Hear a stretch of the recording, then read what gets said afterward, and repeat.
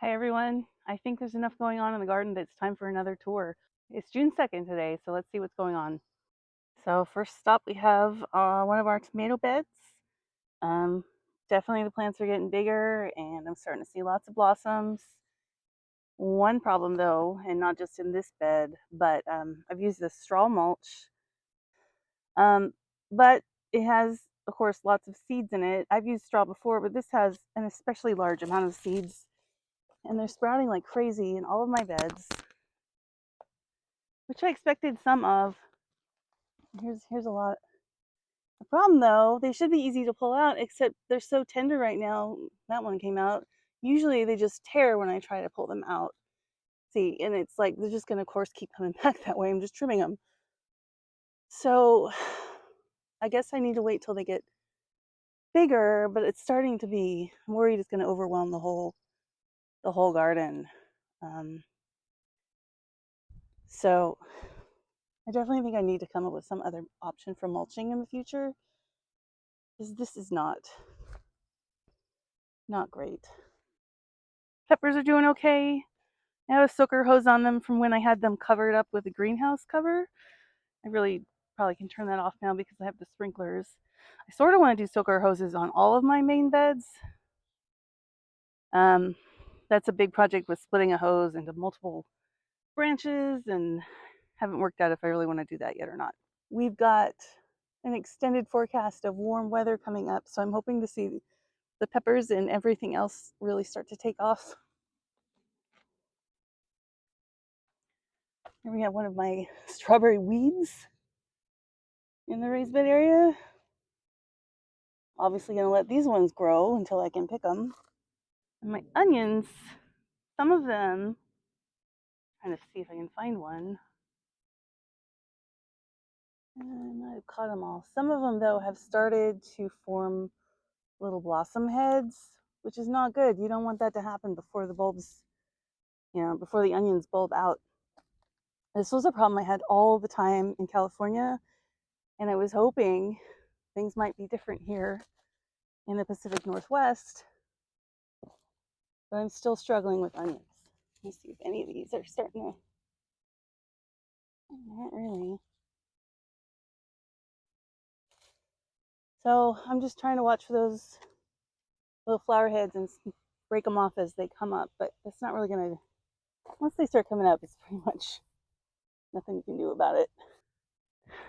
And this bed I planted bush beans with. They're starting to peek their heads out among the straw. These are Kalima bush beans. And on the other side of the beans, I planted 3 kinds of summer squash. I had put 4 seeds in each of these little sections under the baskets, and so far only one variety sprouted, and all 4 of these germinated. I've already taken 2 of them out. And I didn't label, so I don't know which is which. I have zucchini, patty pan yellow squash, and straight neck yellow squash, and I don't know which of these guys has decided to make an appearance. Some of my seeds were older, so I mean, I guess that's why these ones haven't come up. So what I'm gonna do is go to a nursery and just find some squash plants to just pop in these 3 sections. I'm gonna guess and say this might be zucchini because it was the newest packet of seeds of the 3 varieties. And I have very, very sick looking tomatillos. I'm not sure what they want. I've tried blood meal fertilizer because they're so pale yellow. I thought maybe they need nitrogen. I'm just not sure. Maybe it's the weather, it hasn't been warm enough for them. I'm hoping they're going to perk back up and green up and start growing though. Their neighbors, the potatoes, volunteer potatoes, seem just perfectly fine with this bed. And then here's my grow bag potatoes, all looking good. And you can see this is the project I started the other day. Still just got 2 rows for now. Hopefully I'm going to add some more this weekend. My husband might help with using his tractor to pull some of that soil over to the empty areas. and then I can cover it up with the landscaping cloth, and then I can start planting in this area, which is a huge expansion to my garden that I wasn't really planning for this season. And then through the netting, we have a happy broccoli, which has some pretty decent sized heads forming. I'm keeping a close eye to make sure they don't try to, if the heads start loosening up, and that usually means they're about to go to seed. So you want to catch them and harvest them while the heads are still fairly tight. You can still eat them after that, but I don't know. I just find I like to roast broccoli, and it cooks up better if it's less loose because it doesn't get as charred that way. And then I have carrots looking good, and cilantro. I harvested some yesterday. I'm going to use to make salsa and guacamole to go with dinner tonight. Now I'm going to head over to the table grapes. Oh, yep, we got a new pool. Very excited for that. When the weather really gets hot. So these are the 3 varieties of seedless grapes left by the previous owner. I've added a soaker hose, so they're getting nice and watered now. I need to fertilize them too. I did notice on one of these, now I'm going to try and find it again. I found blossoms, little buds, soon to become flowers, and then hopefully grapes. I don't know which variety is which anymore because I swear they had tags on them, and that's how I knew they were seedless. But I don't know what happened because I don't know what they are now. So, but it'll be a surprise. Yeah, there's a tag on this one. This one is Concord seedless. All right, so these will be my purple seedless grapes. Find another tag on these. And I have a tag that broke off. And obviously need to pull these weeds.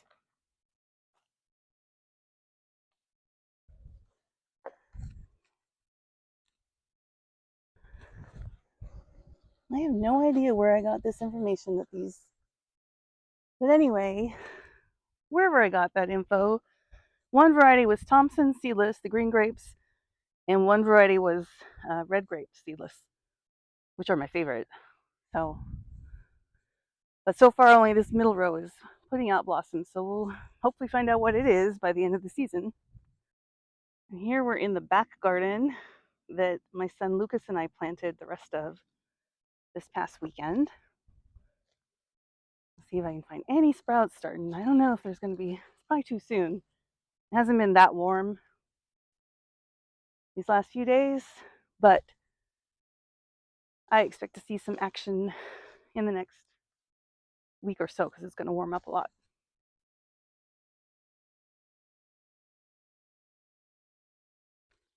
So I've checked all the rows, and we have pumpkins, melons, corn, and sunflowers in this garden.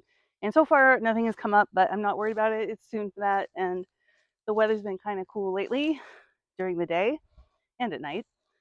So maybe in the next week or so, I should start finding some sprouts. And I remember I showed the rhubarb before. This is not planted by me. This came with the house. Again, I have no clue what to do with it. Please leave a comment if you've got any good recipes to share. But I don't know if I mentioned this, we have asparagus here too, which is, my husband buried it when he set up this garden last fall. But looks like 1, 2, 3 managed to find their way out. I really want asparagus, but I don't know that this is the place I want it. And I have no idea how long ago this was planted. It might only be a year old. So at some point, when I've got my beds more permanent in both gardens and figured out, I'm going to plant some asparagus for sure. And now we're in the fruit orchard, also known as the chicken run. I think from my last garden tour, I mentioned this tree, which looks mostly dead, and I thought it was an apricot based on the map I had. But I looked again, and this is actually another peach tree The bigger one behind it is also peach. And this one is the apricot, looking much healthier, but I haven't seen any signs of fruit on this thing. And I don't remember if it blossomed or just leaked out or what. So, but it's healthy enough it can stay. This peach tree, though, I don't know what to do about it. And then here's the big peach tree, which, although it's a bigger tree, it has a lot of sparse, empty branches, but it does have just a few small peaches. Of course, they're all like way up high where it'll be hard to reach, but I have a fruit picker, so I just hope they survive before they get ripe. And then on one of the, or two of the pear trees, I have started bagging the fruit in the hopes that I can at least keep some of the bugs off, or birds. Or last year there were a ton of peaches on this tree, but they were really, really badly damaged from bugs. And there's no way I'm going to be able to bag all of them, but I figure if I at least get a good amount on each tree, I should have hopefully a decent harvest of the bagged ones. These are little organza party favor bags that I bought on Amazon. I bought a pack of 100 of these bags. This size is 4x6, I think. Or is it? No, this one might be, oh no, this one's 5x7.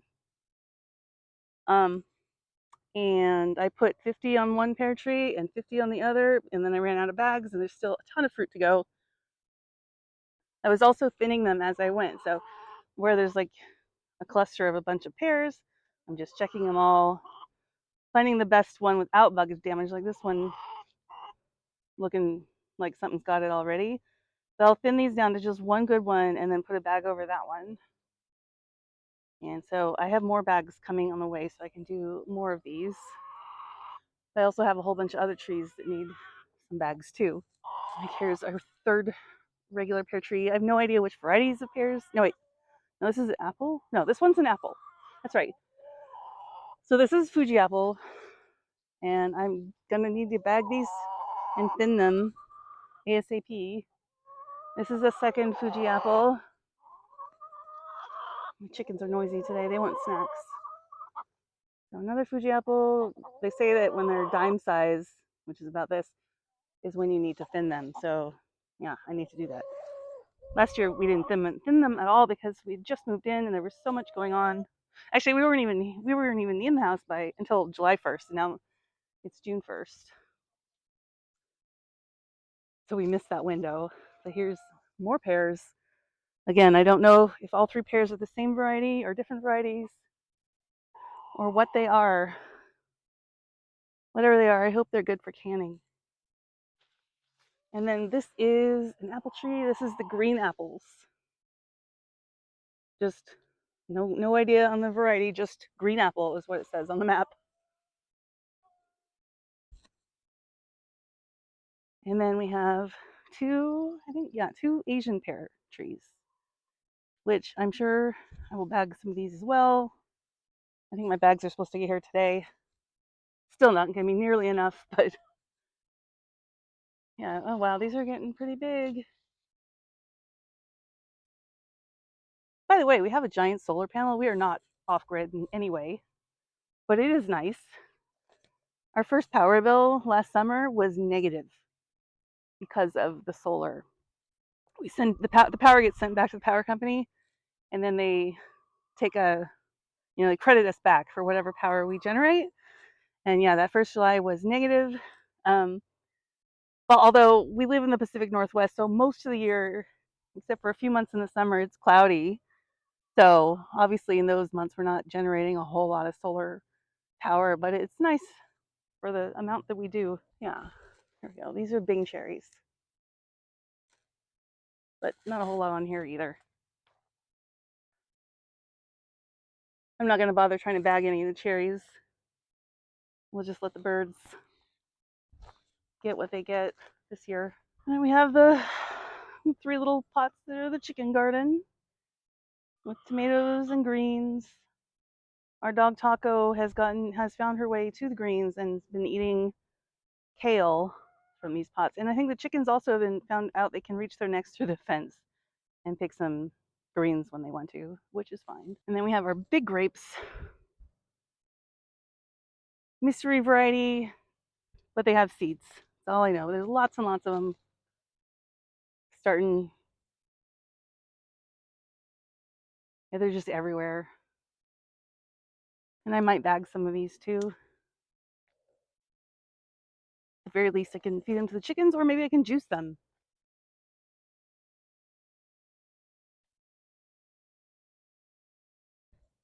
Still more. Lots and lots of grapes.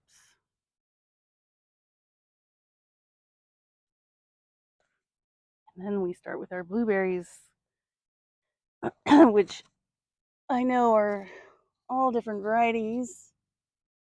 This one's early blue, northern hemisphere. Some are kind of pitiful, tiny little plants. And then we have a couple of really good bushy ones that have lots of blueberries on them. Oh, here's a good one.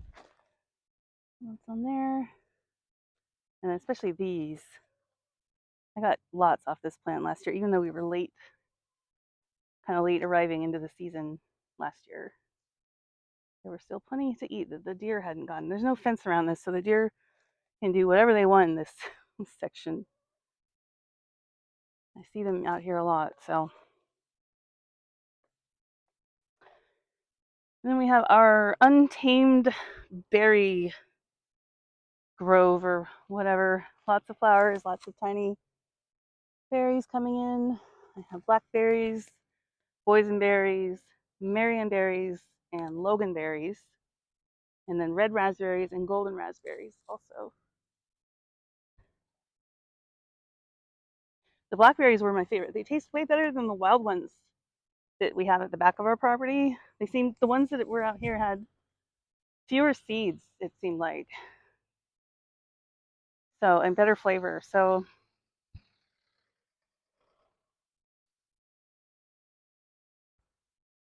and I, again, don't know which of these is which. I just know that those 4 varieties are here, plus the raspberries. The raspberries are obvious, which is which. But the loganberries, marionberries, blackberries, and boysenberries all look very similar to me, so I'm just not sure, but they're all good. All right. So this tree, kind of in the middle of our property here, I have finally figured out it is one of the persimmons, and it seems to have these little tiny persimmons forming. I can only remember eating a persimmon one time. It was when I was a kid or teenager. The neighbors that I babysat for across the street had a persimmon tree, and the one I tried was just mushy, and I did not like it. And I have no idea if that was a good representation or not. So we'll see what these taste like, and if I want to harvest them, or I don't know what I'm going to do with them. So yeah, we have 2 persimmon trees like that. 3 more little trees in the middle, which are not in good places because they aren't close to water. They kind of get neglected. Got to find a way to water these consistently. There's our fig tree. And I might actually, there's only a few on here. I'm actually going to bag these. I don't really have a way to do that with one hand. Let's try. Okay, we got a little organza bag. These are the smaller ones. I think these are the 4x6 size. You just slip them on over and you pull the 2 drawstrings on the side. There we go. There's fig number 1. I'm going to do the rest of these that I can find. I have a few bags in my pocket. I think I only found 2 that were bag worthy. They were both about like smaller than a walnut. Not very big, but it's a start. Oh, here's another one. I can bag that one. And then this one looks like it's already dead, so I can go. All right, so if we're lucky this year, we should be getting 3 figs from our fig tree, if we're lucky. And over here we have our red Fuji apple. This is one of the smaller, clearly younger trees, also not close to water. But it's got some apples for me to thin and bag up. And then there's an even smaller regular Fuji apple tree, which has, yep, it has some apples too, but really small. I'm pretty sure I haven't shown this before. We are at the back side of the solar panel. There's the house. The previous owners put in a fire pit, which has weeds now. And there's a ton of firewood, which I'm excited about, not for making fires, but for filling future garden beds that I add. I'll put the old logs on the bottom of the new beds and then cover it up with soil. It's supposed to hold water better. But I don't know why this fire pit is here because it is surrounded by trees. Seems like a very bad spot to make a fire. I don't know, maybe it's been here a really long time and these trees were tiny back then, but we're not making a fire right here. All right, so now I am at the very back edge of our property. We call this the back 40. We have 2.5 acres. It's not huge. It's huge to us though, since we came from the suburbs. So there's the house all the way back there, the back garden, and this old shed thing that we're gonna take down, probably replace it with something else to store our tractor under, which currently lives in the garage. A little shed. Behind the trees, we have solar and the chicken coop orchard beyond that. So this whole area, we have these a line of trees and blackberries and one huge apple tree right at the back edge of our property. The rest of it's pretty open with pasture, I guess, if we had animals that eat grass, but we don't, and we probably won't. This whole area right in front of me is our septic drain field. That was important to find out when we first moved here because we can't plant food on that. So, and we also shouldn't drive across that frequently. So I was really happy to find out that, you know, the house is way down there and this is up a slight hill and they pump the septic all the way up this hill to the drain field, which is nice because it's not like right next to the house where I might want to expand the garden. I'm glad that it's all the way up here. All right, I don't know how to get a good shot of this. Here behind me is this giant apple tree at the back of the property with lots of tiny apples on it. I don't know how tall this thing is, at least 20, 25 feet. Last year, I've mentioned I have a fruit picker with this long pole with a basket at the top. And I did try picking some apples, but they were just, of course, covered in bug damage. There wasn't a single one that was worth eating or trying to make into anything. It was just awful. But yeah, this year, I don't know. I mean, most of these are really hard to pick. I might try bagging like the lower ones that I can actually reach. And just so I can at least try them out, you know. I believe they do turn pink. That's all I know, but I have no clue what kind of apple this is. Here's a closer look at that wood pile. Who knows how long these have been here? I'm pretty sure it's been a while, so these should be really good for. It looks like some of them are aspen because we do have a couple of aspen trees and they have the white bark. I don't know what the top ones are, but we don't have a fireplace in the house. Well, technically we do, but it's a gas fireplace and we don't have city gas. It's the small tank it's hooked up to, and we used it like for a month and it was completely worthless. So we have since moved our TV in front of it and we just pretend we don't have a fireplace, which makes the room look bigger, but we did enjoy having a fireplace at our old house, which had a pellet stove, and that room was always cold in the winter, so we needed it. But we have no use for this unless we build another fire pit somewhere else on the property, which maybe we will at some point, but we're not using this one under the trees. And on the other side, they stacked up all this lumber. I don't know, these are short boards, like log length, you know, firewood length. So that's probably what they meant to do with it, but they're just sitting here now. They're behind our solar panel. We can't even see them, so they just sit here. We don't care. The logs will be useful later. I'm trying to give you some perspective on how big this solar panel is. I might just have to set, let's see. There's me. Goes all the way down.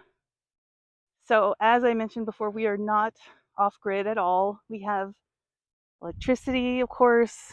This is just bonus. We have city water. We don't have a well. I don't think we're even allowed to have a well here. My husband looked into it.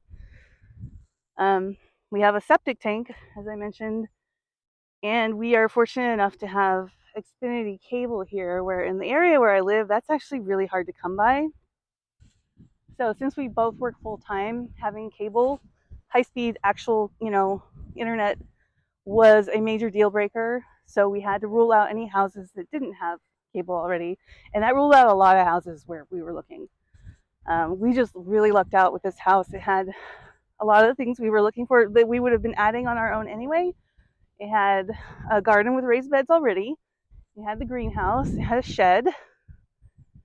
It had this structure back here. Used to have a canvas cover on it, but it blew off earlier in the year. So, but that was useful when it before it fell apart. And so then the solar was a bonus that we weren't looking for. The orchard, we would have put in our own fruit trees and they were already here. We would have put in our own berries and they were already here. This chicken coop was already here, which is also huge compared to the chicken coop I had before. There's a little tiny coop that I'm going to get rid of and hopefully replace with a new. I want to make that like a little brooder area for mama chickens and their babies. But that whole area needs to be refenced, and that chicken coop is worthless, so it needs to be taken out and completely replaced before I try that.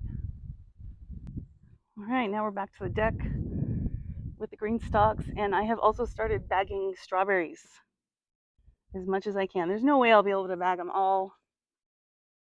I'm just trying to protect what I can from the deer, the bunnies, the bugs, the birds, our dog, my kids, because I want to be able to pick as many strawberries as I can. So I'm just bagging what I can.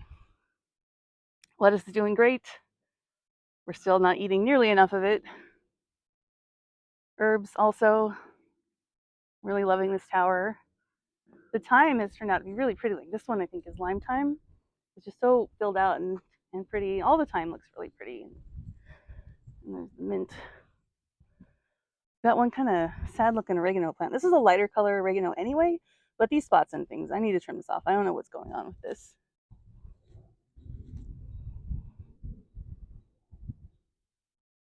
All right, and now I have an AeroGarden update for you. Let's start with the corn experiment. These have been planted, let's see, it says 8 days. And some of them actually did germinate, but also we got a lot of white mold on the top. And, some of these did not germinate at all yet. I'm not going to write this experiment off completely. I think I'll try it again, but using the regular AeroGarden sponges, which are softer, more flexible, and I feel like I'll be able to get the seeds down deeper into them. And I've never seen mold like this on any of my AeroGardens, so I think it has to do with these sponges. They're like a third-party brand, not AeroGarden brand sponge. But we do have sprouts in our little teeny tiny petunia sprouts. The petunias were planted 7 days ago. And I'm getting some really good germination on these so far. So we'll see what they look like in about a week. I mentioned I had one more AeroGarden. This is my smaller one in my bathroom, growing bunching onions. And those have definitely started to come up. They're looking a little spindly, even though the light's as close as it can get. So I think I'm going to add a fan, see if that helps. The onions have been planted for 10 days. So that's the tour for today. Lots of changes in a short amount of time. It hasn't even been, I was thinking I would do this every 2 weeks, but it hasn't even been 2 weeks and there was lots going on. So I thought I should do it. Thanks for watching. I hope you'll subscribe if you're interested in garden tours and maybe leave me a comment. Show me how your garden's doing. Thanks for watching. Bye.